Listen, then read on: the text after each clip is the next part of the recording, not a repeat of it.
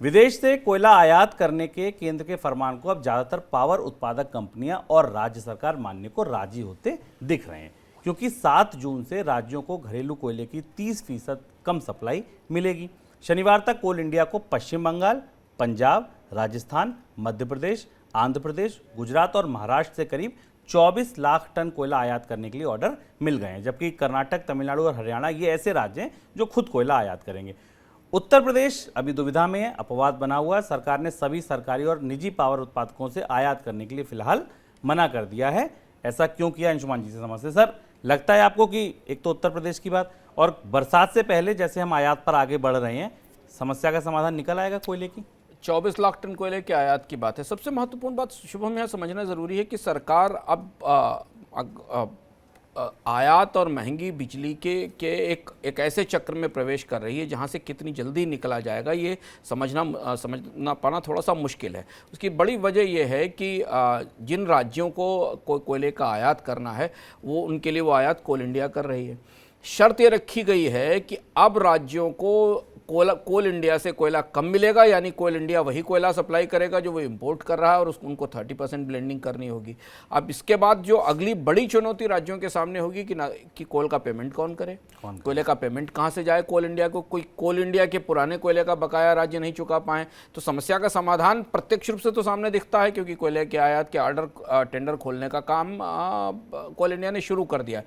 पर ये सप्लाई बारिश शुरू होने से पहले, बरसात होने से पहले पोर्ट से ट्रेन रेलवे के जरिए बिजली घरों तक पहुंच पाएगी, इसमें थोड़ा सा डाउट है। हमें इसको करीब से ट्रैक करना पड़ेगा और देखना होगा कि कोयला संयंत्रों के पास स्टॉक बढ़ने का लेवल क्या है। क्या सर, 2 PSUs को ये जिम्मेदारी सौंपी गई है, एक कोल इंडिया को, एक NTPC को, कि आप आयात में अहम रोल निभाएं।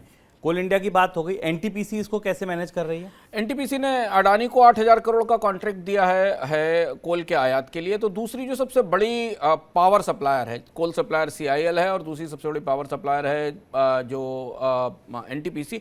उसने 6 फर्म्स को बुलाया था टेंडर टेक्निकल बिड्स के लिए, जिसमें कि अडानी को 8,000 करोड़ रुपए के कोल आयात का ऑर्डर दिया गया है और ये करीब 6.25 मिलियन टन के आसपास कोल का इंपोर्ट होगा।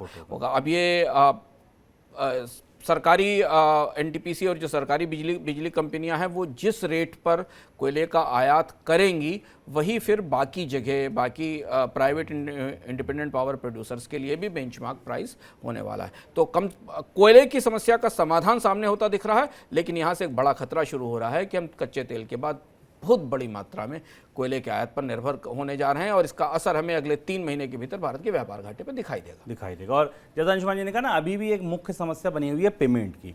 सबसे बड़ी समस्या पावर उत्पादक कंपनियों के पास डिस्कॉम्स के बकाये की है। डिस्कॉम्स के ऊपर 1 लाख करोड़ रुपए से ज़्यादा की रकम बकाया है। इससे निपटने के लिए सरकार ने बिजली वितरण कंपनियों को आसान किस्त में रकम चुकाने का विकल्प दिया है। सर, डिस्कॉम्स को उबारने की क्या तैयारी है? सरकार ने डिस्कॉम्स, क्योंकि डिस्कॉम्स के बकाये के बिना ना तो कोल इंडिया भी जो कोयला इंपोर्ट कर रही है वो पैसा राज्यों को, कोयला राज्यों को मिल पाएगा, क्योंकि यही एक उलझन है, वो ग्रे एरिया है कि राज्य सरकारें अगर कोल इंडिया के कोयले का पेमेंट कर सकती थी तो वो आयातित कोयले का पेमेंट भी कर पाएंगी। लेकिन अभी जो डिस्कॉम्स की बकायेदारी वो 1.4 लाख करोड़ रुपए से ऊपर की है 1.04 लाख करोड़ की है। और सरकार ने जो नई स्कीम जारी की उस स्कीम के तहत 20 से 48 महीनों की किश्त में बिजली वितरण कंपनियां डिस्कॉम्स अपने बकायेदारी को चुका सकती हैं।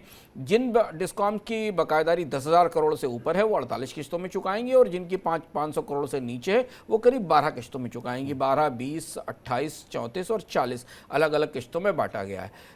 एक और सुविधा डिस्कॉम को सरकार दे रही कि उन्हें करीब 19,833 करोड़ रुपए का जो लेट पेमेंट सरचार्ज है वो भी माफ़ कर दिया जाएगा, जिससे कि उनकी बैलेंस शीट पर दबाव ना बने और वे पैसा चुकाने लगें। ध्यान रखना ज़रूरी है यहाँ पर कि ये वो बकाया है जो कोयला इंपोर्ट शुरू होने से पहले का है। ये वो बकायेदारी है जो कोल इंडिया के कोयले का इंपोर्ट शुरू होने से पहले का है। आगे जो कोयला आयात हो रहा होगा उसकी फिनांसिंग कहाँ से होगी, वो कंपनियां डिस्कॉम और राज्य सरकारें इसका पैसा कहाँ से देंगी, अभी इस मामले में तस्वीर पूरी तरह साफ नहीं है। और ये जो कागज पे लिखे नियम हैं, शर्तें हैं, ये ज़मीन पर कैसे उतरेंगी ये बड़ा महत्वपूर्ण होगा, क्योंकि ये बकाया, जैसा अंशुमान जी ने कहा, काफ़ी पुराना है और अभी तो हमें महंगा कोयला आयात करना है और अंतर्राष्ट्रीय बाजार में भी कीमतें काफ़ी तेज हैं।